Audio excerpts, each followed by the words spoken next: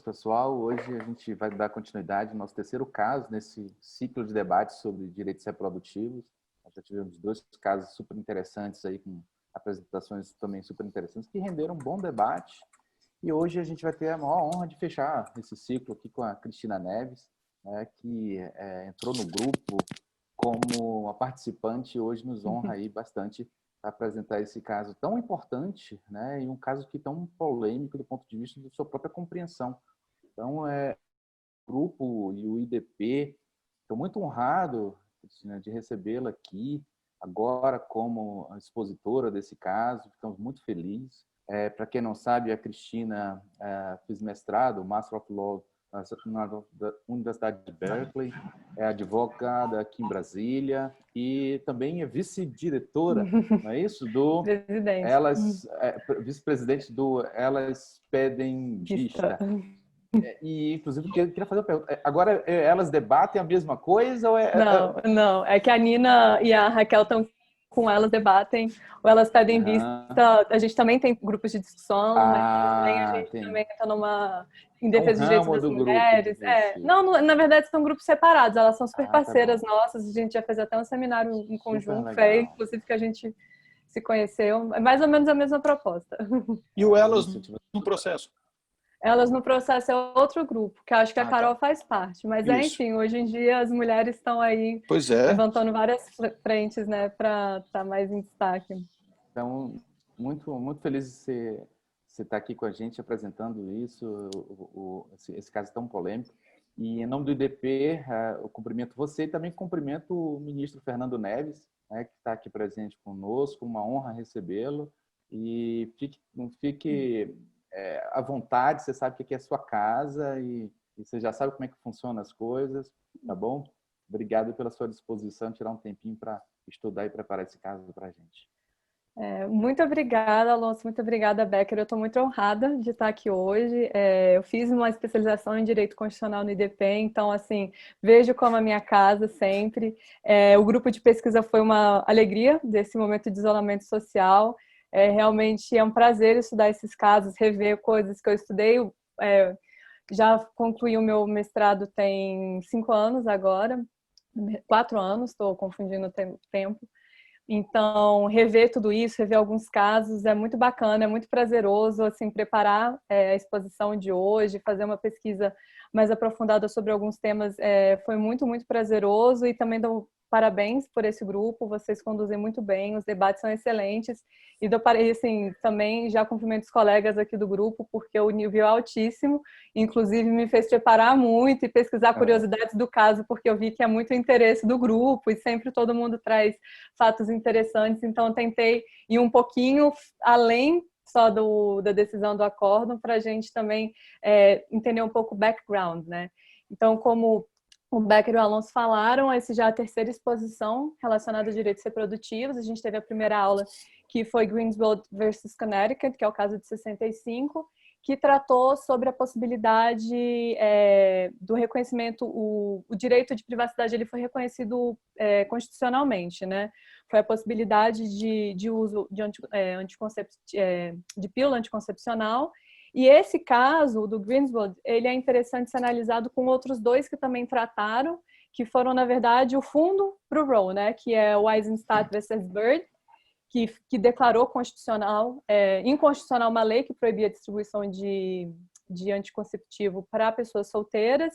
E também a gente tem Carey versus Population Service International, que é um caso de 77, que aplicou o escrutínio máximo, né, o strict scrutiny, para questões de anticoncepcional, falando que nesses casos você tem que analisar a questão com escrutínio máximo pela Suprema Corte Americana. Na última aula, com a exposição da professora Melina, a gente abordou Roe versus Wade, que é um dos casos, acho que mais falado dos Estados Unidos. Acho que é um caso que repercute ainda no mundo inteiro e é sempre usado muito como um precedente sempre que se discute aborto em qualquer corte constitucional. A gente viu isso no Brasil recentemente, né, naquele julgamento do HC do ministro Barroso. E o Roe, ele é um caso que eu vejo, assim, que é um marco, mas Casey, ele, na verdade, ele reafirma o Roe, como vocês leram na decisão, E ele, na verdade, é o que sustenta hoje o que se entende como aborto nos Estados Unidos, inclusive algumas restrições. Então, em Roe, foi reconhecido o aborto, né, como um direito fundamental, com base no direito à privacidade, que foi aquele estabelecido em Greensboro, e em Roe também se estabeleceu, pelo o voto do Blackmun, que o tipo de escrutínio seria o escrutínio máximo para ser analisado. Na última aula também, o Becker trouxe algumas questões em relação ao caso de Webster versus Reproductive Health Service, que é de 89. Ele, enfim, indagou por que ali não se utilizou aquele caso, né, para se overrule Roe ou se reafirmar, porque foi uma coisa que parece que parou no meio. E como esse caso não foi exposto, eu vou fazer só uma breve exposição do que aconteceu ali, para a gente depois começar a analisar case com mais profundidade. O Webster, ele tratou muito da questão do financiamento público do aborto, né? Antes do Webster, a gente teve algumas decisões na Suprema Corte dos Estados Unidos, principalmente em 77, tiveram 3 casos referente ao entendimento da Suprema Corte de que, apesar da Corte entender que o aborto é um direito fundamental, o Estado não tem obrigação de pagar por esse serviço. E aí, como um dos objetos do grupo de pesquisa, a gente, inclusive, analisar um precedente dos Estados Unidos com a realidade brasileira, eu acho muito, muito interessante a gente até trazer um caso aqui, que é o Mayer versus Rhodes, que é um desses de 77, que entende que ele fala assim, uma mulher, se o Estado não garante aborto, ele coloca a mulher na mesma situação do que se não tivesse o Medicaid ou um hospital público. Né? E isso para a gente, dentro de uma perspectiva do Brasil, com o artigo 196 da Constituição, que entende que é dever do Estado garantir, né, o acesso à saúde, a gente já começa a perceber a diferença de entendimento que os Estados Unidos têm de acesso à saúde, e a gente vê que, na verdade, o que a Suprema Corte mais defende e protege dentro dos Estados Unidos, assim, sempre todas as decisões são em volta da liberdade, o Estado busca-se um Estado muito mínimo, né? Todo o poder são dos Estados e o Estado federal, né? O governo federal, ele tem ali apenas, eu acho que uma forma de ligar todo mundo. Então, esse já era o background, ele já tinha entendido que mesmo que se você tem a Suprema Corte garante um direito, não é dever dela arcar com esse direito. E também, depois, em 1980, teve julgamento de 2 casos na Suprema Corte Americana que julgou constitucional leis que proibiam o financiamento público de aborto, que é o Harris versus McRae e Williams versus Ebards. Então, no Webster versus Reproductive Health System, esse era o entendimento, né? Já se tinha o entendimento que não era obrigatório, né, o financiamento do Estado para aborto, e também que era constitucional. Nisso, uma lei de Missouri, ela determinou que nenhum dos seus servidores ou dos seus estabelecimentos ele fosse usado para realizar aborto, e aí essa lei foi levada a julgamento para a Suprema Corte Americana. E também tinha a proibição a incentivo ao aconselhamento a favor do aborto, e também determinou que fizesse o teste de viabilidade depois da 20ª semana, né? Porque, como a gente viu, em Roe, eles estabeleceram o limite trimestral para entender, para determinar a viabilidade do feto, né? Então, o Blackmun, ele colocou aqueles parâmetros ali trimestral, tinha o 1º, 2º, 3º trimestre, e para determinar quando seria viável. E o Webster, ele determinou que a partir da 20ª semana teria que ser feito esse teste de viabilidade para ter certeza que o feto não era viável para poder realizar o aborto.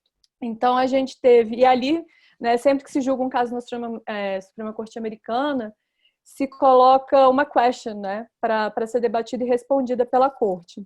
Nesse caso de Webster, a question que fazia, eu traduzi mais ou menos da seguinte forma: a lei de Missouri impõe restrições inconstitucionais ao direito à privacidade ou Equal Protection Clause.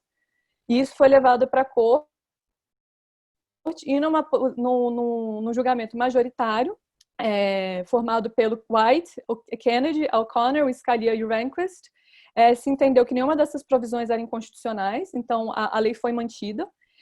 O preâmbulo da lei, ele determinava que tinha que ser, ele dizia que a vida começava a partir da concepção. E isso foi um argumento muito debatido ali na Suprema Corte, porque esse é um argumento que não tem fundamento científico, né? A gente sabe que a questão do aborto, ela envolve muito essa questão do entendimento religioso, moral, mas o início da vida ninguém sabe ao certo quando é. Então, se enfrentou muito essa questão de colocar isso no preâmbulo da lei. E também a Suprema Corte ele reafirmou, né, a maioria reafirmou que eles não tinham obrigação realmente de fazer esse pagamento do Estado arcar com financiamento. E calma aí, que eu me perdi. Não há controvérsia. E aí, não, em relação ao aconselhamento, porque a lei determinava que você poderia fazer o aconselhamento contra o aborto, né, mostrar outras possibilidades, a Suprema Corte também entendeu que não seria inconstitucional, porque no entendimento dela, o Estado ele tem legítimo interesse em garantir a vida e a continuação da gravidez. E também permitiu esse teste de viabilidade na 20ª semana. Ali, se já começou a assentar o entendimento que a Corte estava tendenciosa a overrule Roe, porque foi extremamente criticada diante da ausência de proteção constitucional, todas aquelas questões que a gente viu na última aula, né, do papel da Corte, porque o aborto não está escrito na Constituição, então não poderia se proteger. E o Scalia, que realmente sempre se posicionou muito contra ao entendimento, ele era um originalista, entendia que você só pode estipular o que está determinado em lei, o que está escrito. Ele fez críticas muito severas e ele falou uma coisa bem assim, típica dele, que ele fala que a Suprema Corte se autopremiou com a soberania para definir questões políticas e não apenas jurídicas, né? Então, o Scalia ele sempre foi muito firme nesse posicionamento e muito duro e até um pouco sarcástico nos votos dele, como ele direciona como os outros pares dele julgam determinadas questões. E a O'Connor, ela não se manifestou a respeito de Roe, mas ela entendeu que ali não tinha validade constitucional para overrule Roe. Ela falava, olha, aqui isso não está sendo debatido, Roe, a gente está debatendo só alguns critérios. Então, como ela falou assim, como a lei não proibiu o aborto, não tinha validade constitucional para a gente invalidar Roe. Então, ali já se criou, em 89, todo um cenário de possivelmente o Roe vai ser superada, né? A corte está mudando, a gente tem juízes menos liberais, e esse foi o caminhar. Então, em 1992, chega para ser julgada na corte uma lei da Pensilvânia, né? Que é a que a gente tem aqui, que é o Planned Parenthood versus Casey. Casey era o governador da Pensilvânia na época, que era o Robert P. Casey, e além do Planned Parenthood, tinham mais outras 4 instituições que eram clínicas de aborto à época, né? Tinha a Planned Parenthood e outras. E nesse caso do Casey, na verdade, estão se analisando as emendas dessa lei. Essa lei é uma lei de 82 da Pensilvânia, é uma lei de banimento contra o aborto, e são as emendas de 88 e 89. Então, a Suprema Corte ali em 92 foi analisar algumas restrições que essa lei impunha ao acesso ao aborto. E são 5 provisões que a Suprema Corte analisou. Uma das provisões da lei era o consentimento informado e o período de espera. A lei da Pensilvânia, ela determinava que a mulher, a paciente, fosse fazer a consulta com o médico e o médico informasse da viabilidade do feto, dos riscos da saúde física e mental que ela poderia sofrer em relação ao aborto, das possibilidades ao aborto, por exemplo, de auxílio do pai através de pensão alimentícia ou de opções de adoção.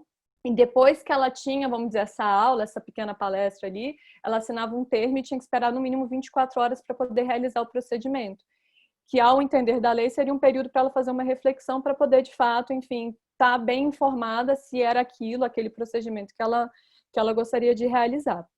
Uma outra provisão da lei era a notificação do cônjuge. Determinava que a mulher tinha que chegar com uma autorização escrita do marido, ela, na verdade, mentira, ela tinha que informar por escrito que tinha notificado o marido e, às vezes, e informar isso, né? Que ali o marido estava ciente que ela estava tomando aquela decisão. Também, no caso de menores, a lei determinava que tinha que ter o consentimento, porque no outro informava de notificação. Você tinha que ser notificado o marido que a mulher estava fazendo aquele procedimento. No caso de menores, tinha que ser o consentimento dos pais. E outras 2 provisões que não têm tanto peso para o caso, que são as definições de emergência médica para o caso de mulheres grávidas e a necessidade de um relatório médico, enfim, com todos os detalhes tanto da paciente, quanto do feto, quanto do procedimento. Essas duas últimas provisões, elas não são muito impactantes aqui para a nossa análise. Então, em primeira instância, né, no District Court da Pensilvânia, as provisões todas foram julgadas inconstitucionais. A corte, inclusive, determinou um injunction permanente para garantir que fosse, enfim, respeitada a decisão. E aí o caso foi levado para o Courts of Appeal, né, para o Third Circuit. E esse court, ele reformou a decisão e considerou todas as provisões legais, exceto a de notificação do cônjuge. Isso daí foi julgado inconstitucional. E aqui tem um fato super interessante, que eu acho que, enfim, sabendo que todo mundo é bem curioso com a formação da corte, com a história, quem compunha o painel do Third Circuit nessa época era o Alito. Então, o Justice Alito, ele julgou isso daqui na segunda instância, e o interessante é que esse caso foi julgado por maioria. Todos concordaram em considerar as provisões legais, mas eles discordaram quanto à notificação do cônjuge. E o Alito foi o único que discordou, porque o argumento dele era o seguinte: as mulheres que buscam aborto, na sua maioria, 70%, 80% são solteiras.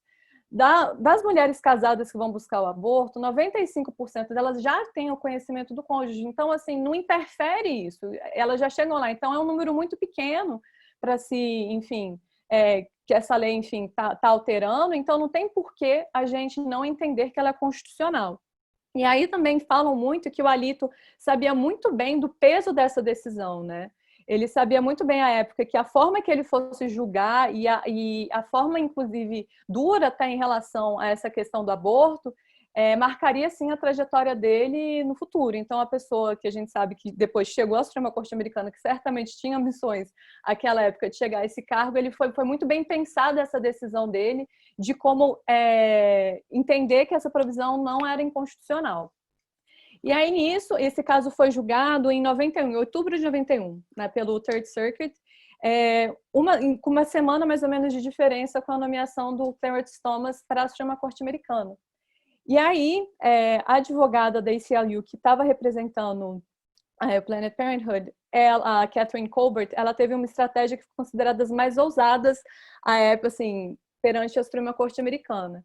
O que ela pensou? Em 92 ia ter a eleição, né, que foi o que o Clinton foi eleito, e ela falou, Roe sempre estava naquela coisa, vai ser ou não vai ser overruled? Já tinha vindo Webster dando um recado claríssimo que ia cair a decisão, que a corte, na sua maioria, ali, não concordava com os fundamentos de Roe, e ela pensou assim, então vamos fazer um tudo ou nada. Vamos colocar a Roe para ser realmente testada de uma vez por todas, assim, sem medo, porque se ela for superada, aí as pessoas colocam nas urnas a indignação delas, entendeu? Com o direito do aborto, que já era garantido desde 73. Então, ela tinha 90 dias para apresentar o Right of Certiorari e ela acabou apresentando em 3 semanas para garantir que o processo fosse, para garantir que o caso Casey fosse julgado no termo de 92, para já moldar ali um pouco as eleições. Então, assim, e ela foi muito firme. O question que ela colocou foi, eu até traduzir aqui de uma forma meio, assim, não muito restrita, assim, a Suprema Corte rejeitou o Roe no seu entendimento de que o direito da mulher em realizar o aborto é um direito fundamental protegido pela Constituição Americana. Então, enquanto em Webster teve ali direito à privacidade, não se falou diretamente de Roe, já em Casey, ela realmente colocou Roe a teste para falar, olha, aqui a gente vai definir se a Suprema Corte mantém ou não mantém esse entendimento. E aí o Rehnquist, vendo essa manobra dela, ficou extremamente irritado. Ele realmente não gostou de sentir que a Suprema Corte estava sendo utilizada, enfim, como pano de fundo para um debate político, para influenciar as eleições de 92. E ele fez de tudo para manter esse caso fora da lista de cert petitions, né, que são aquela lista que eles debatem. E aí ele sempre foi empurrando. E aí é interessante porque eles têm um procedimento interno chamado relisting, que não é muito conhecido ao público. O relisting é quando você vai deixando o caso de lado para, enfim, não decidir. E o Blackmun e o Stevens, percebendo esse movimento, e eles foram que foram dissent no Webster, e o Blackmun que fez o voto de Roe, ele tinha realmente interesse de ter um posicionamento, de estar ali para afirmar, ele já estava numa idade avançada, eles começaram a ver como que eles poderiam, enfim, pressionar o Rehnquist para levar esse caso. E isso, o Stevens teve a ideia de fazer uma dissenting opinion sobre o release do Rehnquist. Então, a ideia dele foi o seguinte, tudo bem, você não vai levar, mas eu vou te pressionar com esse dissent, e aí o Blackmun falou que, inclusive, apoiaria ele de forma pública. Então, o Rehnquist cedeu a pressão, né? Ele falou, não, vamos levar esse caso logo, e, inclusive, Casey foi incluída no último dia de arguments do term de 92. Então, o último dia que poderia ser escutado, os arguments que é dia 22 de abril de 92, foi quando Casey foi incluída para os oral arguments. E ali a gente tem uma corte diferente de Webster, né? Porque Webster foi em 89 e teve substituições recentes, né? E a primeira em 90, com Souter e com Thomas. O Brennan e o Marshall saíram e entraram o Souter em 90 e o Thomas em 91. E então, ali já estava muito desenhado que apenas 2 ministros apoiavam Roe, que era o Blackmun e o Stevens. Nisso, quando o Rehnquist determinou que levaria o caso, ele atribuiu o caso para ele, Casey para ele, para apresentar uma majority opinion, acreditando que ele estava, enfim, que todos apoiariam, né? Ele já tinha o Scalia, já tinha o White, o Thomas, imaginava que o Souter, o Kennedy e a O'Connor estariam com eles, levando em consideração a decisão de Webster. Só que aí é muito interessante porque Souter, ele tem um entendimento, na verdade, e aí eu acho que a gente vai fazer um paralelo muito interessante até com a Suprema Corte brasileira, que ele fala muito da força do precedente. E aí vem um debate que não importa se a lei é boa ou ruim, o importa é que ela é lei e ela tem que ser seguida. E Souter, então, assim, apesar dele entender que ele não se posicionar favoravelmente a Roe, ele entendia que aquela era uma decisão assentada, e desde 73 você garantia às mulheres o direito ao aborto. Então, em respeito ao Sterdesses, ele falou, não, eu acho que isso daqui a gente tem que ser mantido. E aí ele foi atrás da O'Connor, ele fez toda essa articulação, ele foi conversar com ela, apresentou todo esse entendimento dele, que de respeito ao precedente, de se manter uma decisão que foi determinada em 73. E aí vem um pouco da história da O'Connor, que eu achei alguns fatos super interessantes, né? A O'Connor, para quem não sabe, ela foi a primeira mulher a compor a Suprema Corte dos Estados Unidos. E antes ela tinha sido membro do Senado do Arizona. E inclusive um jornal noticiou que em 1970 ela votou a favor da descriminalização do aborto no Senado do Arizona. Só que quando ela foi nomeada pelo Reagan, a equipe dele conversou com ela, ela garantiu que nunca tinha votado a favor do aborto, e naquela época não tinha Google na internet, então era muito mais fácil a gente mentir e estar ali e falar que fez uma coisa e não fez. Então, ela garantiu que não tinha um posicionamento em relação àquilo, e eu acho que, sinceramente, assim, pode me parecer que talvez seja uma coisa que ela nem lembra, porque ela nunca me pareceu uma juíza muito ligada e próxima a essas questões, enfim, direito de gênero, igualdade de gênero, mas eu acho que esse caso foi um caso que despertou muito isso nela. Então, a O'Connor ficou, assim, entrou na corte se posicionando contra o aborto, mas ela tem um posicionamento lá da década de 70 contra a criminalização. E um outro fato é que a O'Connor ficou muito irritada quando ela descobriu que o Rehnquist, na verdade, ele queria não só manter a decisão do Courts of Appeal, mas ele queria, na verdade, que fosse voto do alito, ou seja, que fosse permitido a notificação do cônjuge. E isso irritou ela profundamente. Ela classificava esse entendimento como repugnante à época. Ela falava que o casamento não pode tirar a liberdade constitucional de uma mulher. Então, em razão desse interesse do Rehnquist de querer aplicar o entendimento lá do alito, ela também, conversando com o Connor, se juntou com o Sutter, se juntou ao Sutter para eles, enfim, pensarem ali numa opinião um pouco mais divergente, reafirmando o Roe, mas permitindo as leis, permitindo essas provisões da lei da Pensilvânia. Nisso, eles foram atrás do Kennedy. O Sutter foi atrás do Kennedy e levou para ele todas essas ponderações sobre a força do precedente, sobre a fidelidade institucional, sobre o papel que a Suprema Corte passa para a sociedade, de ficar mudando o posicionamento de acordo com a composição. Então, o Sutter foi atrás do Kennedy, e o Kennedy é um católico fervoroso, ele é extremamente, não acredita moralmente, ele é contra o aborto, mas ele entendia que ali era uma questão institucional da corte mesmo, né? Ele não se pode tirar o direito das pessoas de acordo com a composição da corte. Ele entendia da importância dos stare decisis também. Então ele também recolheu essa tese. Também outro fato interessante é que quando Kennedy ele percebeu que ele, enfim, quando ele firmou o entendimento dele que ele seguiria esse posicionamento para manter o Roe, ele foi atrás do Blackmun. Ele escreveu uma cartinha para o Blackmun e falou, olha, eu queria compartilhar uma notícia com você que eu acho que será muito bem-vinda.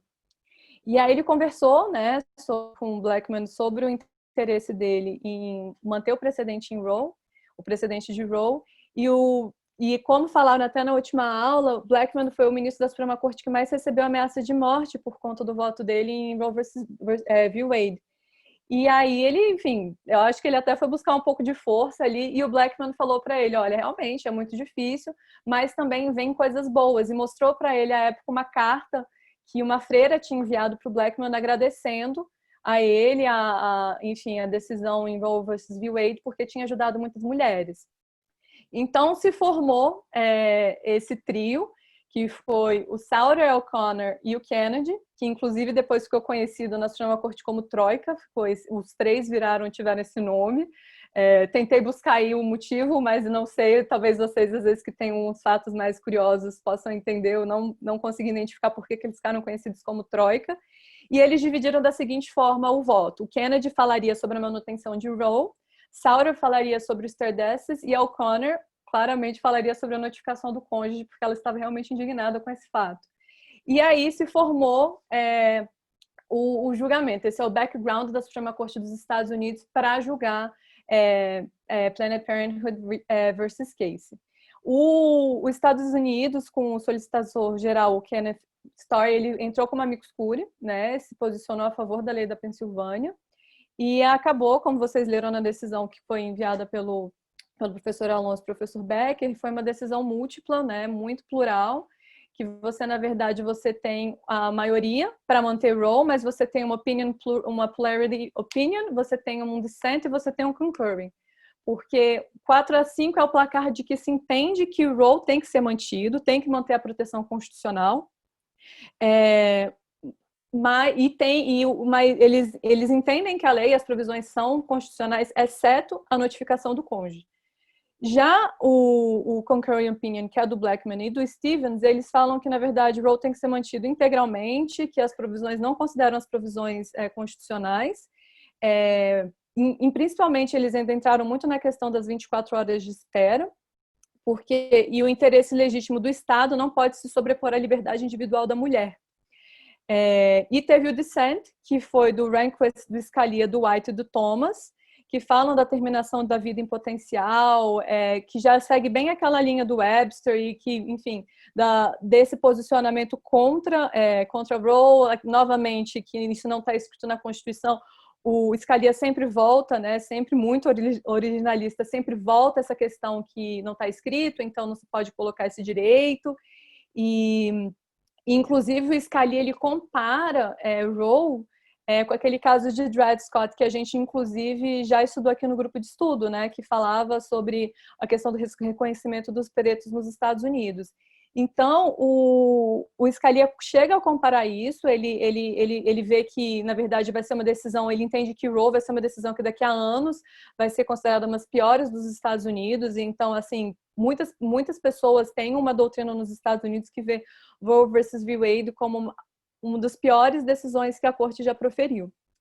Então, a majority opinion ela tem várias questões, é um voto de 170 páginas, enfim, nessa questão de stare decisis, de força do precedente, eu acho que ela é riquíssima, ela tem fatos muito interessantes, é uma leitura bem interessante, e é muito engraçado porque uma frase de impacto, e até está conversando com o Becker, que eu cheguei a conversar com o Flávio, que estava aqui na última aula, sobre como eles abrem, né, o voto, que eles falam assim: liberty finds no refuge in a jurisprudence of doubt. A liberdade não encontra refúgio na jurisprudência da dúvida.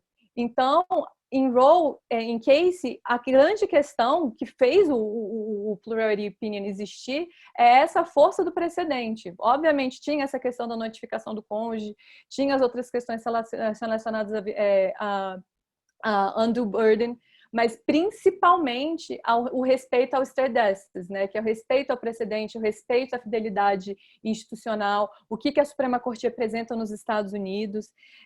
Então, você teve ali que a mulher tem o direito de escolher abortar antes da viabilidade do feto, sem interferência do Estado. Isso foi mantido na plurality opinion. Mas o Estado pode restringir os abortos após a viabilidade do feto, exceto naqueles que colocam em risco a vida da mãe. Mas ele entende também que o Estado tem um interesse legítimo na vida da mãe e na vida da criança. Então, ele pode realmente buscar ali formas de fazer a mulher refletir.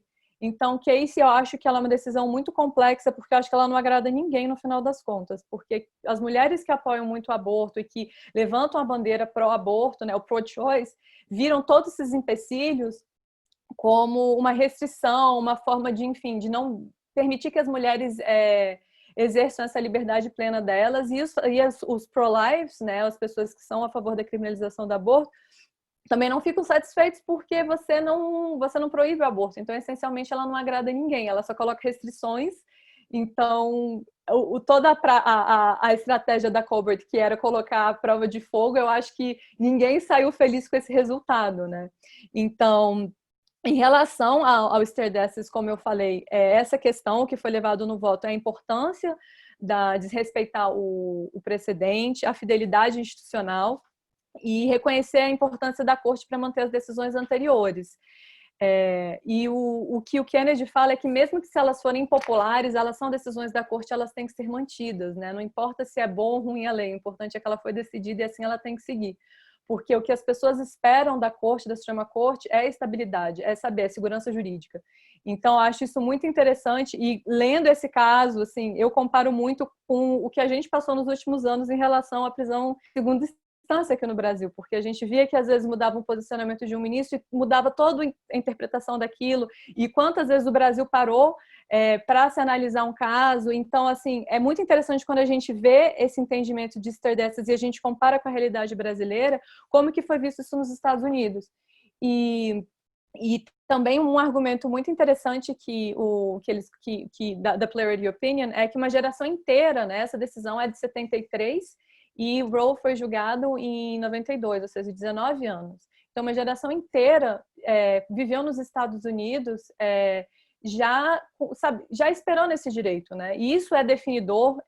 Até foi um questionamento que o Flávio trouxe na última aula. Eu conversei com ele, eu ainda tenho um pouco de...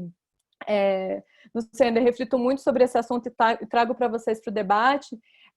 O papel que a mulher tem socialmente, como nesses 19 anos, essa possibilidade dela controlar plenamente, né, a reprodução dela, como isso influencia no papel dela na sociedade. Então, eles falam que essa previsibilidade, essa consistência das decisões judiciais, elas são importantes. Você já garantiu um direito à mulher por 19 anos, você não pode retirá-lo sem nenhum fundamento, sem nenhuma mudança estrutural da sociedade ali. E, inclusive, eles reconhecem que desde 73 até 92 não se teve uma mudança que se permitisse você alterar o entendimento de Roe. E, para tanto, eles, inclusive, trazem 2 casos que a Suprema Corte ela não obedeceu ao stardestes. O primeiro, que foi o primeiro caso que eles...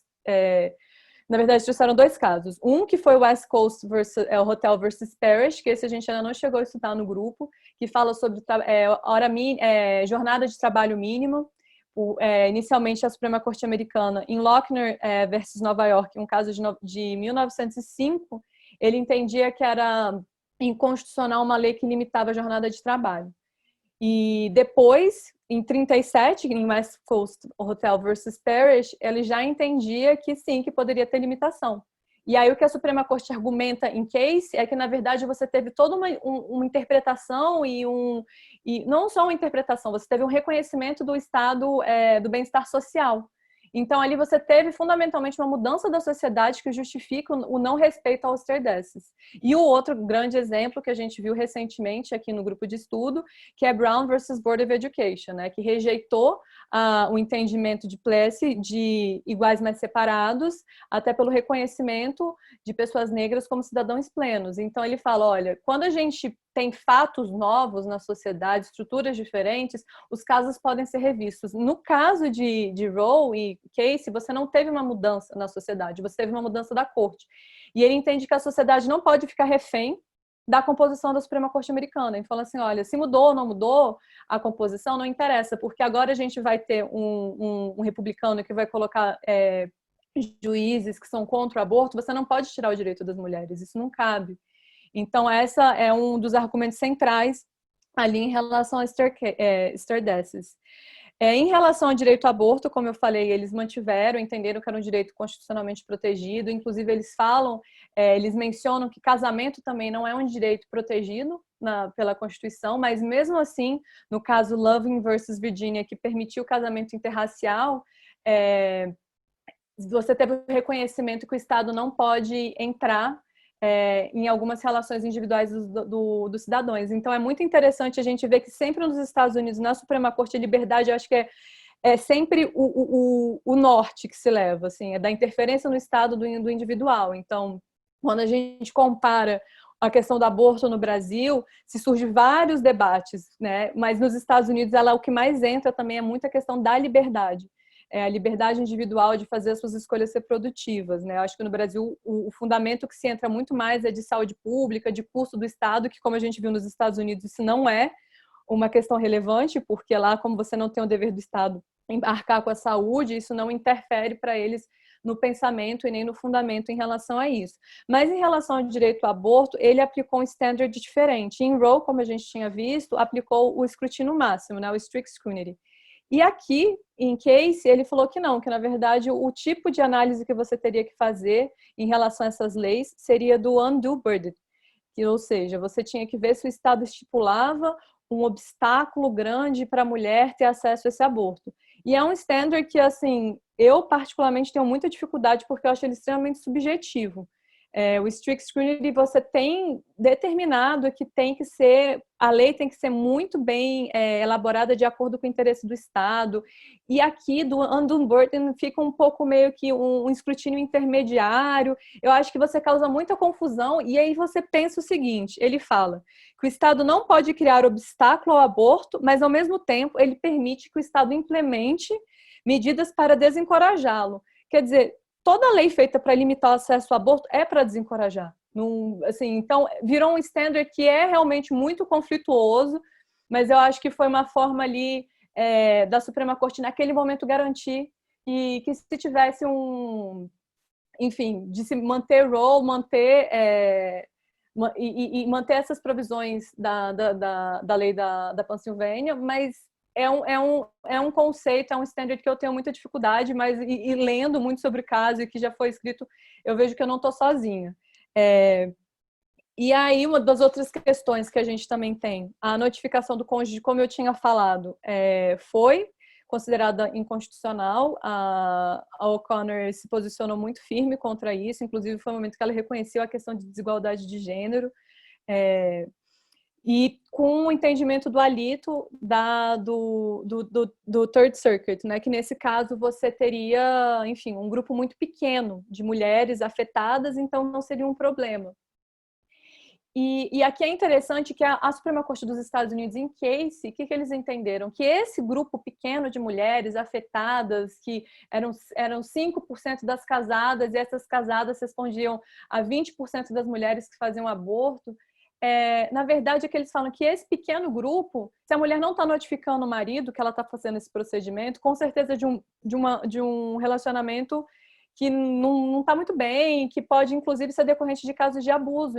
Então, assim, se você tiver essa determinação para esse grupo pequeno de mulher, isso é uma determinação muito grave. E aí ele considerou, aí o Plurality Opinion considerou que essa notificação seria o undue burden, porque ali você criaria obstáculos para mulheres terem acesso ao aborto, porque se você tivesse que notificar apresentar a notificação do seu marido, sendo que você estava escondendo dele, algumas mulheres de fato não abortariam em relação àquilo.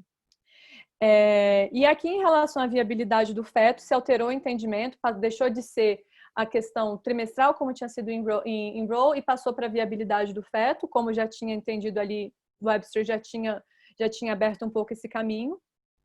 E aí, em relação ao período de espera, né? Como eu tinha falado, uma das provisões da lei era que você tinha um prazo aí de 24 horas para poder realizar o aborto. Depois que você escutasse a palestra, você tinha 24 horas para realizar o aborto. E aqui a Suprema Corte entendeu que essa provisão era legal, né? Tanto esse informed consent quanto essas 24 horas. Mas só que a Suprema Corte, anos antes, ela já tinha julgado um caso em 83 e depois outro em 86 que falava nessa limitação desse waiting period de 24 horas. Um que é o Akron versus Arkan Center e o outro que é o Turnberg versus American College. O Turnberg, ele inclusive, ele enfrenta a mesma lei da Pensilvânia, ele enfrenta a lei de 82, só que Casey enfrenta as emendas da lei de 82. E ali, em relação a esse período de espera, em relação à notificação, a Corte entendeu que seria inconstitucional, porque essa espera faria o aborto ser mais custoso, a mulher teria que ter mais tempo fora do trabalho, e você colocaria empecilhos para a mulher poder realizar o procedimento. E aí, em Casey, eles superaram tanto Akron quanto Turnberg. Tanto que é interessante que o Rehnquist, ele entendeu que todo o fundamento de Sterdesses, ele seria opterdita, porque ele fala que não se aplica aqui. Ele fala, vocês falam da força do precedente, mas quando vocês falam do período de espera, vocês não aplicam precedente aqui. Então, eu acho que ele foi bem inteligente aí nessa colocação dele. E aí, por último, o consentimento dos pais irresponsáveis, que foi realmente mantido. Isso, eles já tinham uma decisão da Suprema Corte Americana que julgava inconstitucional esse consentimento dos pais, que é a Danforth, nesse caso também eles mantiveram o entendimento dos pais irresponsáveis pelo fundamento de que qualquer procedimento em menores de idade os pais tinham que autorizar. E aqui se tratava de um procedimento médico, então também que teria que ter autorização dos pais. Interessante no caso do Undue Burden, porque sempre ficou muito essa dúvida nos Estados Unidos como que você vai determinar o que é, o que não é, se é um grupo restrito ou não. E aí, em Gonzalez versus Hartcart, foi definido que para se determinar o Undue Burden, você tem que ter um grupo substancial de mulheres para ser atingido, para você entender que aquela lei, inclusive, aplica isso. Mas em Rose Women's Hellstetter, que foi esse caso de 2016, ficou definido que o Undue Burden, ele como análise de restrições da lei com benefícios que a lei confere, ou seja, você tem que ver se essa restrição de fato faz sentido para os benefícios das restrições. E já finalizando, que eu já falei bastante, eu quero abrir para debate. Em relação a Sterdesses, esse foi o fundamento que o Roberts ele utilizou agora, em 2020, no caso de June Medical Service versus Russo, que inclusive foi um caso que praticamente idêntico, né? E em Rose Women's era uma lei do Texas e no June Medical Service é uma lei da Louisiana, que falava sobre procedimentos em clínicas no raio de 50 quilômetros. O médico que realizava aborto, ele tinha que ter cadastro num hospital perto de onde foi realizado o aborto no raio de 50 quilômetros. E em Rose Women's Health, eles determinaram que isso era um undue burden, e June Medical Service era a mesma questão, só que uma lei do Texas, uma lei de Louisiana. E o Roberts, que votou contra, né, votou favorável à lei, a constitucionalidade da lei, ele votou com o fundamento do Sterdesses em June Medical Service, porque ele falou que essa questão já foi decidida o precedente. Então, Casey, ela tem várias questões relacionadas ao direito ao aborto, mas eu acho que as questões centrais aqui foi esse novo entendimento do undue burden e também sobre a questão e o debate e o entendimento da importância do Sterdesses da Suprema Corte Americana. Então, basicamente, essas considerações que eu queria trazer do caso para vocês. Enfim, queria que a gente debatesse alguma dessas considerações que eu trouxe. Me faz refletir muito sobre a questão de como a gente usa e como a gente pensa em direito comparado quando a gente analisa a questão do aborto no Brasil, com questões, né, como foi julgado nos Estados Unidos, mas sempre me faz ter muito em mente da onde eles partem, né, do princípio da liberdade, que é fundamental, e também dessa questão de acesso à saúde. Eu acho que são fundamentos que fazem a gente refletir como a gente vai pensar na nossa história constitucional, da nossa determinação, do nosso entendimento sobre esse caso. Então, eu gostaria de escutar vocês, espero que vocês tenham gostado da exposição. Muitos casos que eu falei aqui, enfim, vem antes, vem depois, se vocês quiserem, depois eu posso compartilhar no grupo algumas informações sobre eles, mas é porque Casey, ela vai casando vários precedentes ao mesmo tempo, né? Ele, como tem várias determinações, ele puxa algumas outras coisas, puxa muito Roe, puxa muitos outros casos relacionados a financiamento público de aborto. Então, queria ouvir vocês.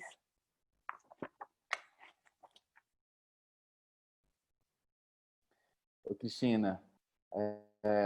Queria dizer para você e para o Becker que nós acertamos em convidar esse trio aí de mulheres aí, porque nós estamos fechando com mais uma apresentação belíssima, completa, trouxe tudo que a gente precisa para discutir. E como você bem colocou, esse é um caso daqueles que você tem que analisar de fato a decisão dos justices e analisar de que forma que aquilo foi bem articulado. Então, assim, eu acho que você fez isso muito bem, de uma maneira super didática, a sua exposição. E acho que a gente tem muita coisa para discutir, de fato. E, assim, concordo com você que essa é uma decisão que ela traz um pano para manga para muitas questões, né? Especialmente ali para a teoria dos precedentes judiciais, para a questão do papel de uma corte frente a seu histórico institucional, seu acervo jurisprudencial. Essa nova discussão aí sobre qual é o critério de análise da constitucionalidade dessas leis. Então, assim, eu acho que a sua exposição foi completa e ela facilita por demais a nossa discussão a partir de agora. Então, queria parabenizar você e dizer que fico muito feliz. A gente está encerrando esse ciclo tão importante do nosso grupo com mais uma apresentação belíssima, completa e sobretudo, muito didática. Bom, assim, os meus comentários sobre esse caso, como eu falei para vocês, é um caso assim que um caso que ele envolve, de fato, como a Cristina colocou, uma série de aspectos teóricos e jurisprudenciais e institucionais. E tem uma expressão que ela é resgatada, evocada pelos justices nesse caso, que é a questão da integridade institucional. Isso é muito curioso, porque como é que há uma batalha ali, ao mesmo tempo sobre uma coerência, uma integridade institucional, o respeito ao próprio acervo decisório da Corte, mas com uma questão substantiva de grande relevo para a Suprema Corte e para os americanos, né?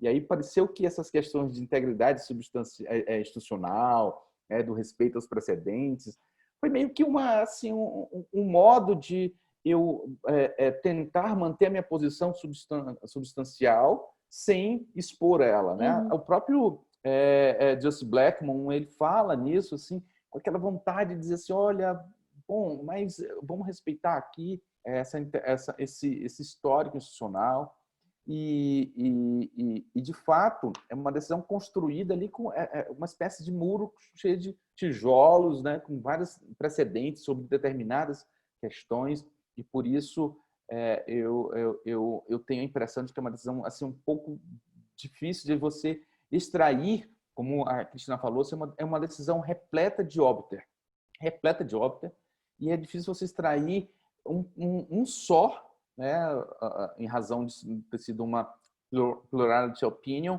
uma só ratio, né? Você vai ter que ir quebrando a decisão e isso é muito interessante. Então é uma decisão que ela é interessante também, mais uma decisão, viu, Becker? Como a gente estava falando lá no grupo da associação, mais uma decisão que traz uma riqueza para o debate do direito processual que muito interessante, sobretudo no que diz respeito ao regime de precedentes, a forma como é pensado esses precedentes. Então, esse é um primeiro ponto que eu gostaria de apenas levantar, né? E dizer assim, que se a gente pensar nesse caso como um caso que pode ser resgatado por uma questão no futuro, a gente vai dizer que é um caso que ele, para utilizar uma expressão que a gente usa aqui no direito constitucional, no âmbito da reclamação constitucional, é um caso cheio de paradigmas, é um caso cheio de razões de decidir, é um caso repleto de razões de decidir que podem ser evocadas para outras questões futuras. Então, se você parar para pensar, esse caso aqui foi um desafio muito maior para a corte do que o próprio Roe, e o próprio Roe exerce ainda uma influência bastante elevada ao redor do mundo, como a gente discutiu nos encontros passados. Até a decisão do ministro Barroso naquele HC da primeira turma, né, se baseou em um precedente que a Suprema Corte já não segue mais, né? Ou seja, se baseou naquela divisão trimestral que a própria Corte abandonou, né? Aí você vê que o Roe, de fato, ele assim figura no imaginário dos juristas como o caso do aborto, quando o case é o caso, que sustenta que houve uma batalha, né? E curiosamente é um caso que ele revela, como você colocou em alguns pontos, bastidores importantes de luta por voto, né? De conquista de voto. E isso lembra muito ali aquele caso, o Brown versus Board of Education, quando o Warren estava ali batalhando, foi inclusive no hospital convencer um dos juízes para votar. Então, é um caso super interessante, né? E revela o quão difícil é você ainda discutir esse caso. Existe eu concordo com o Flávio, sabe, Cristina, que esse é um caso, eu fiquei pensando na colocação dele no encontro passado, que esse é um caso assim, que você às vezes tem que olhar diante da cultura e do local. Qual é o impacto de uma decisão dessa para uma americana, né? Eu nunca tinha pensado nesse detalhe, esse detalhe é muito interessante, porque de fato uma decisão dessa, ela não gera tanto impacto em outros países, como ele deu um exemplo, assim, é um argumento a considerar. Aqui no Brasil a gente tem cultura de ter um apoio familiar, e lá não, você pode comprometer todo o futuro de uma pessoa quanto a isso. Então, é um caso muito interessante. Uma outra questão que eu queria falar, de fato, esse critério, né, que a gente pode dizer que um obstáculo indevido, é um critério, de fato, que eu concordo com você, que ficou meio termo. Então, é um critério problemático, porque ele fica bem mais subjetivo, ele não fica categórico como são os demais critérios, mas ele fica bastante subjetivo. E esse caso decidido em 92, ele fica ali meio que entre, para a gente pensar, entre coerência, entre a integridade institucional, entre Bowers versus Hardwick, que de 86, lá o caso que diz que a decisão de Roe não se aplica a casais homossexuais, e Lawrence versus Texas de 2003, quando ela diz o seguinte: olha, nós cometemos um erro lá em 86 e, de fato, aqui privacidade se aplica. E, novamente, como a gente viu nos dois casos passados, há uma disputa que, assim, eu ainda acho uma disputa vazia sobre qual é o paradigma, o fundamento do direito. Se é a cláusula do devido processo legal ou se é, portanto, o direito implícito à privacidade. Então, novamente, nós temos um caso que gira em torno dessa discussão que os americanos tanto, né, brigam, saber qual é onde está o fundamento desse direito, que a gente não tem tanta discussão. Então, eram essas as questões que eu queria apenas colocar para discussão, abrir para discussão. Eu parabenizar você novamente, agradecer pela sua exposição. A gente conclui facilmente que você se dedicou muito, fez um trabalho belíssimo de pesquisa. Trouxe até as curiosidades aí que o Beck adora, hein, Beck? Eu não sabia essa do Samuel Alito, que ele estava na corte, né, de segundo grau, super interessante. E também não sabia que a Sandra Day O'Connor era do Legislativo, né? Do Legislativo Estadual, ela era do Senado do Arizona. E pulou direto do Senado para a corte? Foi isso? Foi isso. Ela foi do disso, Reagan, né? Ela foi a primeira nomeação.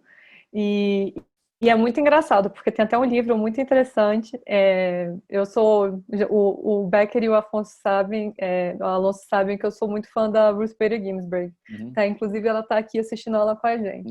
É, e tem um livro que chama Sisters-in-Law, que conta a história da trajetória da O'Connor. E a O'Connor teve muita dificuldade em advogar, também mesma coisa da trajetória da Ginsburg. E a Ginsburg já teve uma trajetória muito mais feminista, né? Enfim, ela no último caso que ela defendeu na Suprema Corte americana, já faziam brincadeiras com ela que ela só sossegaria quando tivesse o rosto de uma feminista na nota de $1. Então, ela foi reconhecida como o trabalho dela realmente na luta de igualdade de gênero. E a O'Connor não foi nunca uma causa que ela abraçou. Nunca, assim. Ela, tanto que numa dos artigos que eu li, falavam que o que realmente despertou ela da importância da igualdade de gênero foi quando ela bateu o olho nessa questão do consentimento, da notificação do cônjuge. Isso realmente incomodou muito a ela. Quer dizer, eu tenho um direito garantido pela Corte, eu posso só exercê-lo se meu marido estiver de acordo. Então, assim, isso é muito interessante de ver a postura dela, a mudança até de percepção dela de uma questão de direitos reprodutivos, porque ela, apesar de ser mulher, apesar de a primeira a compor a corte, ela nunca se declarou feminista, né? Acho que num perfil muito como a ministra Ellen Grace aqui no Brasil, né? Me lembrei realmente dela. Um perfil Que assim, ela mais de realmente distanciamento, né? exatamente, ela não é a causa da vida dela, como é o contrário da Ginsburg, que lutou e luta e que aí tá já, enfim, combatendo o terceiro câncer e não sai da Suprema Corte Americana por realmente ter um propósito de manter firme alguns posicionamentos. E a O'Connor não, né? A O'Connor ela estava no legislativo, depois ela foi nomeada. Agora eu não lembro o ano que ela compôs a corte nos Estados Unidos, mas ela tem, e assim, foi bem interessante ver, porque em Webster ela já não quis dar a opinião dela ali se o Roe tinha ou não tinha que ser mantido. Pois é. Mas era muito mais tendencioso que ela iria contra a Casey, né? E o Sauder, inclusive um outro fato super interessante, quando o Sauder foi no hearing dele no Senado, lá na aprovação, tem uma organização muito grande nos Estados Unidos de mulheres chamada NOW, que é National Organization of Women, e fizeram um protesto gigante contra ele, falando que ele acabaria com a liberdade da mulher, mas foi o Sauder que costurou tudo por trás, com base nos Terdences, para garantir a manutenção de Roe. E o muito interessante também é que aqui, e eu fico pensando, como você bem colocou, Alonso, que até que ponto, na verdade, não se usa esse fundamento para por uma outra questão, até que ponto a O'Connor mesmo, ela não quis, ela enfim, mentiu ali para o Reagan, pelo que se percebe em relação ao apoio dela à descriminalização do aborto, mas até que ponto ela não utilizou esse fundamento para manter realmente um direito que ela acreditava de mulheres, assim, que é um direito fundamental. Então, me trouxe muito essa reflexão, se o stare decisis, ele realmente é um fundamento 100%, eu acho extremamente válido, mas se é realmente esse motivo que fizeram eles votar dessa forma. Ou seja, uma entendeu? fuga ali, né, argumentativa. É. Né? Bom, uma coisa que eu queria perguntar para você, que acompanha isso, como é que a Helena Kagan e o Sotomayor é vista hoje entre o movimento feminista? Olha, a Ginsburg, ela é a musa, né? Mas a Ginsburg, acho que até nem tanto no movimento feminista em si. É muito engraçado isso, que não sei se tem tanto esse reconhecimento. No documentário da Ginsburg, quem aparece é a Gloria Steinem, que é uma super feminista, enfim, americana. A Sotomayor e a Kagan, elas se posicionam muito sempre favoráveis a essas pautas pró-mulheres, mas elas não têm o impacto que a Ginsburg tem, mas eu não sei nem se tanto pela trajetória em si, porque a Ginsburg realmente, na questão de direitos das mulheres, de igualdade de gênero, ela, como advogada, ela tem uma trajetória, assim, inspiradora, realmente inacreditável da luta, realmente ela se dedicou muito a isso.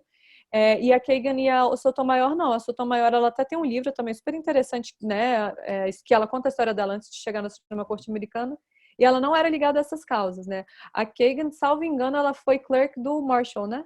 Eu tenho quase certeza que sim. E eu também estava vendo que o Roberts, ele foi clerk, eu acho que do Recklinstein.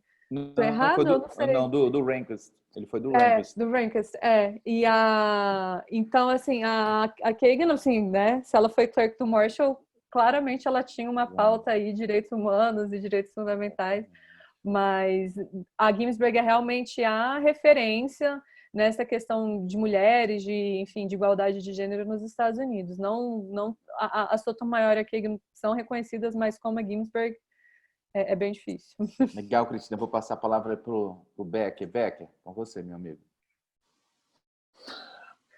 Oi, Kika. Obrigadão pela sua participação. Você trouxe algo, como eu tenho falado aqui, as pessoas que a gente traz para palestrar, elas fazem abordagens distintas e eu acho isso sensacional. Você hoje, por exemplo, abordou muito bastidores. Claro que os bastidores dessa decisão eram fundamentais e você abordou com maestria, mas você foi um pouco mais além, você trouxe uns detalhes de bastidores que eu particularmente não conhecia.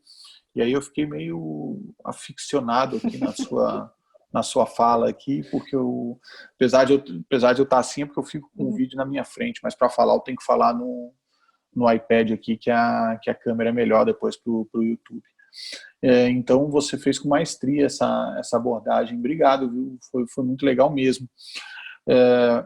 Você falou uma coisa bem no começo da sua apresentação, que é o fato de que o Scalia ter justificado a posição dele, sobretudo porque ele entende que essas questões políticas tinham que ser decididas pelo Congresso e não pelo Judiciário.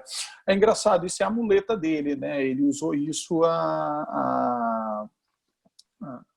mas, assim, é uma muleta, com todo respeito a ele, né, é uma muleta técnica dele. Ele era um entendimento, era a cabeça dele, mas eu digo que era muleta porque, assim, quando a coisa apertava, era a forma como ele tinha para sair do problema. É bem verdade que isso sempre foi uma convicção que ele tinha, mas também acaba que é um argumento mais fácil de você defender quando você se vê diante de questões controvertidas. O próprio Alonso falou uma coisa interessante agora, que quando ele mencionou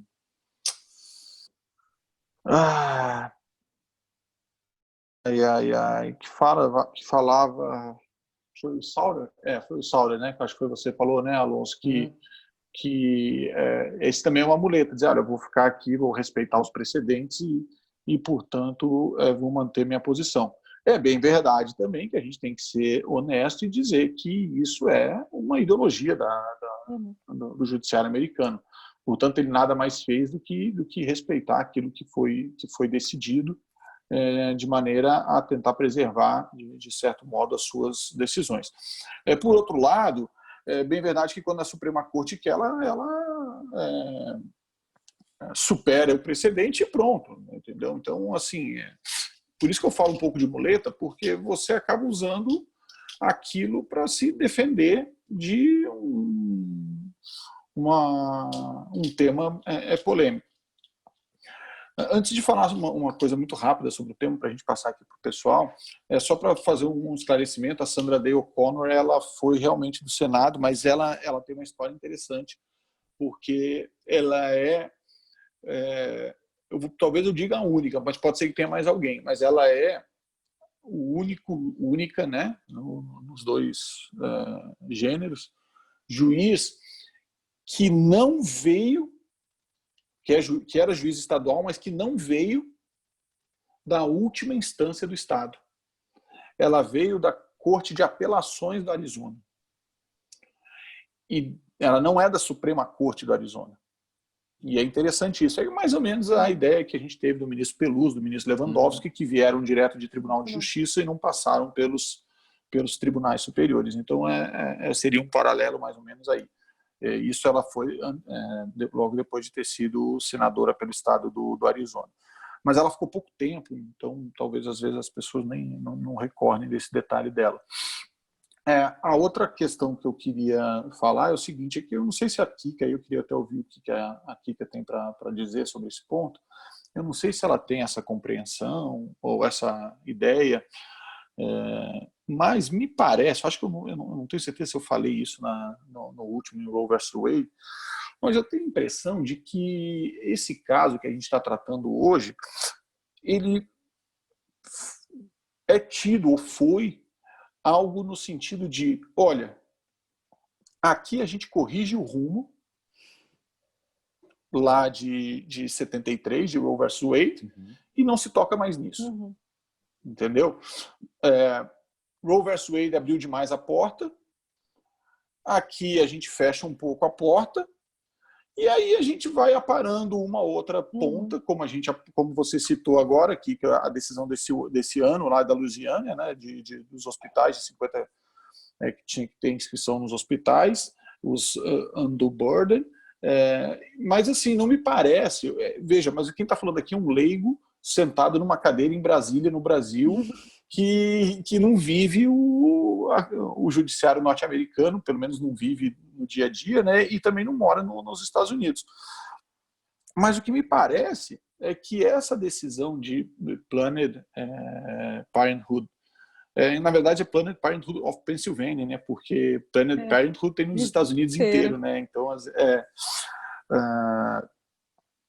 me parece que essa decisão foi um ajuste que eles fizeram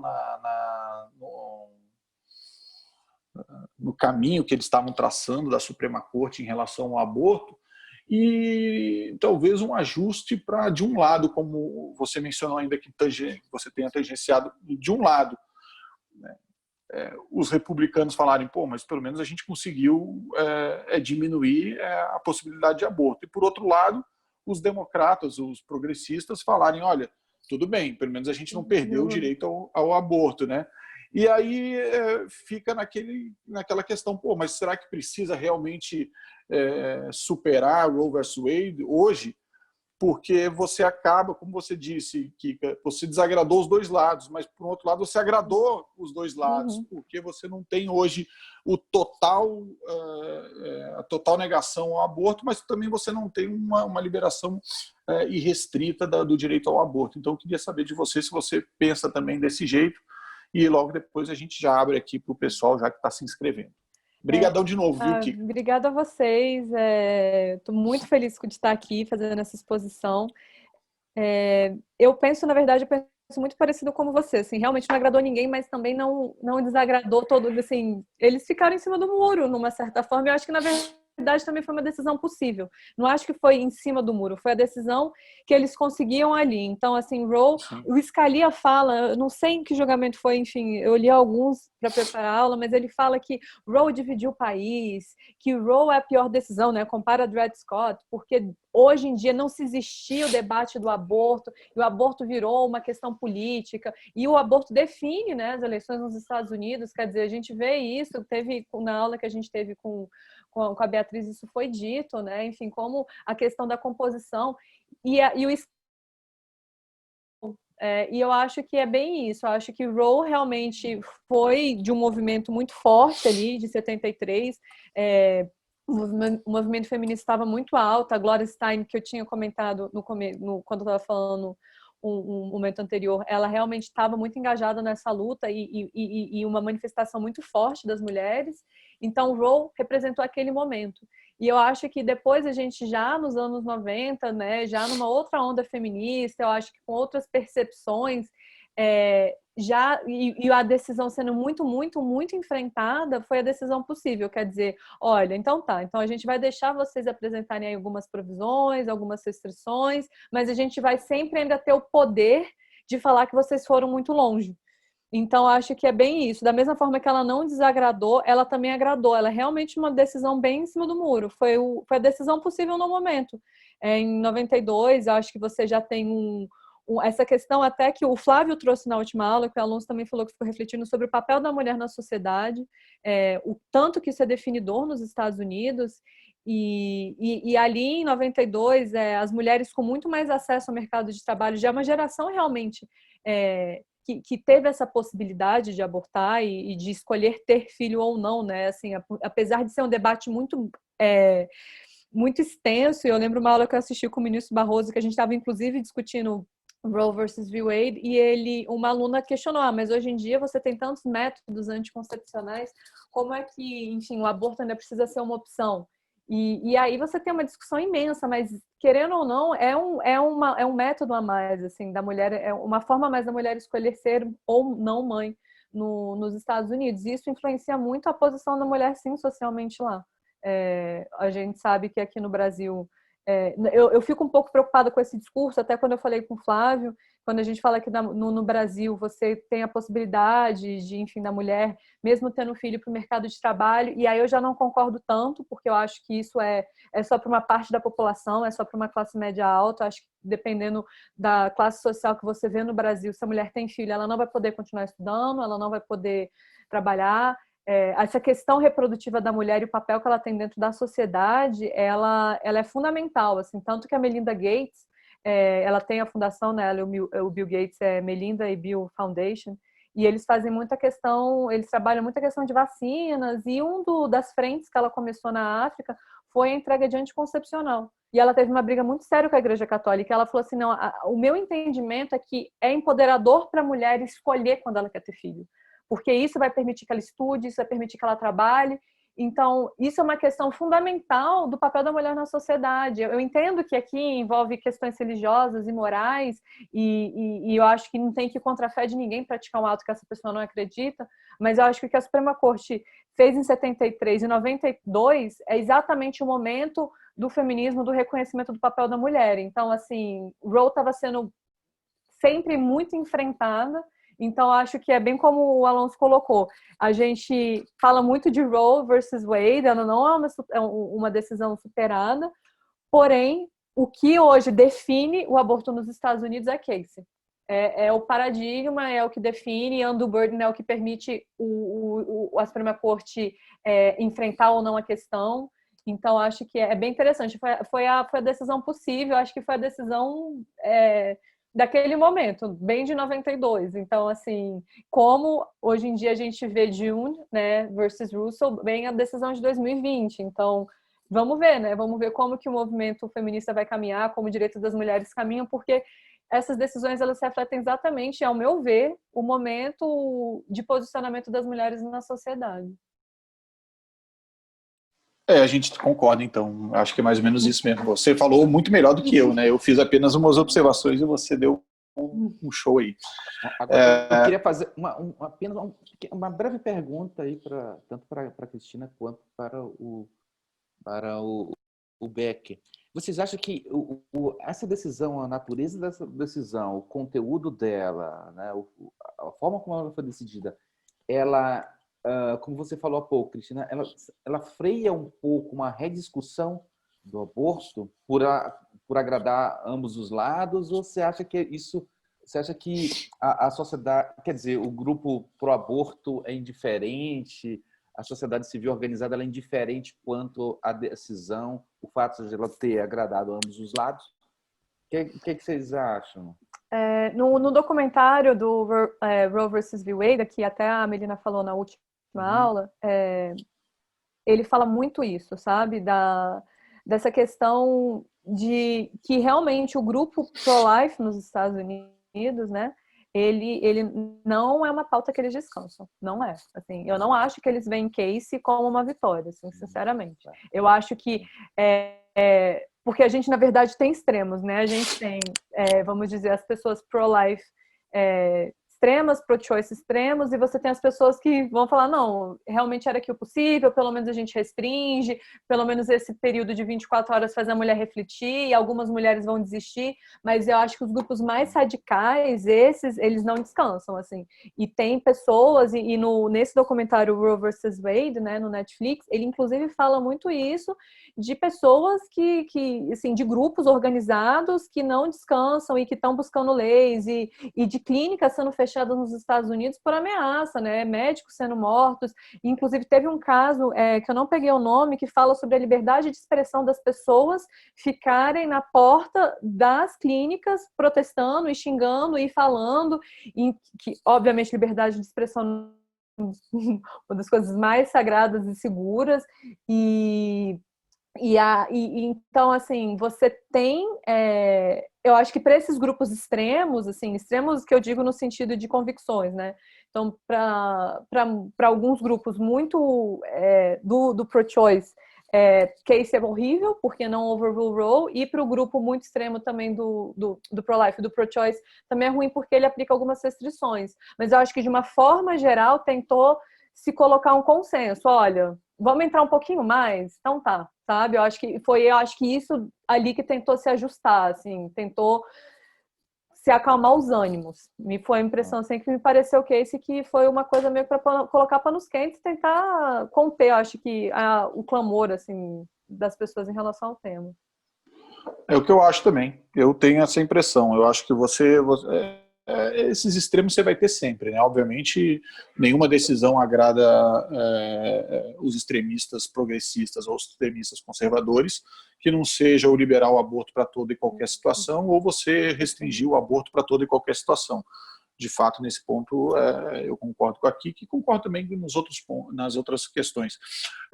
A pauta contra o aborto nunca vai deixar de existir.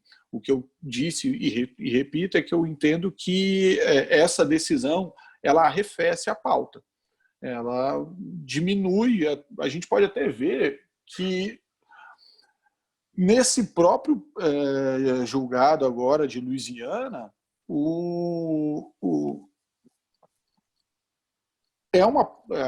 se a gente pegar e ler aí as matérias que saíram, New York Times, enfim, Wall Street Journal, que fizeram reportagens, até a Bloomberg News, né, que tem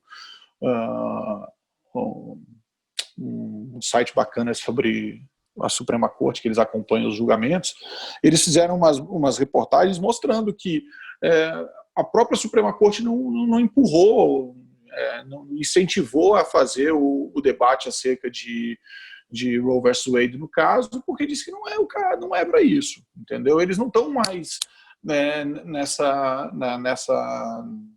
loucura de querer empurrar todo e qualquer caso para fazer a superação. Agora, é bem verdade que se o Trump for reeleito e ele tiver mais duas vagas, que se imagina que a RBG e o Breyer, é difícil, né, numa corte com 6, 7 que vão ficar, você não tem aí uma pressão tão grande por conta disso. Mas eu acho que, de fato, voltando ao ponto, eu acho que não foi ainda o momento em que a corte tomou essa decisão. E o Roberts, inclusive, que é muito interessante isso que tem acontecido, em 2020, o Roberts parece que resolveu ser mais político do que ideologista, né? Então ele anda tomando assim uns lados, até discuti isso bastante com o Flávio, a gente está pensando até em escrever algo sobre isso, que o Roberts ele não tem tomado partido. Os conservadores estão bravos com ele porque ele não está sendo muito conservador, os progressistas estão bravos com ele porque ele quer ser progressista, mas não está sendo. E, na verdade, eu entendo que ele está sendo político mesmo e tentando deixar a corte mais fora dos debates ideológicos para tentar fazer com que ela seja mais técnica.